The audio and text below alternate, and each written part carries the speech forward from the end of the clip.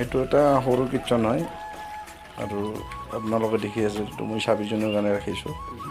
এইটো দুটা ভাগ কৰি দিম। এটা ছাইডত কিটচন থাকিব চাৰ্জাৰ দি পেলাই আৰু আনটো ফালত ডাইনিং হ'ব। বেছি ডাঙৰ নহয়, 18 ফুট আৰু 8.5 ফুট আছে।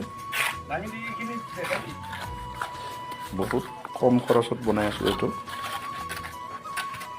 আৰু মই এইটো পানী মাৰি আছোঁ। ফ্ল'ৰখন আপোনালোকে ফ্ল'ৰ কৰিলে এনেকুৱাকৈ পানী মাৰি ভালদৰে ইয়াক উঠাই ল'ব। দেখিছে মই কেনেকৈ মাৰিছোঁ পানীখিনি, আপোনালোকেও ঠিক এনেকুৱাকৈ ফ্ল'ৰ কৰিলে পানী মাৰি ল'ব।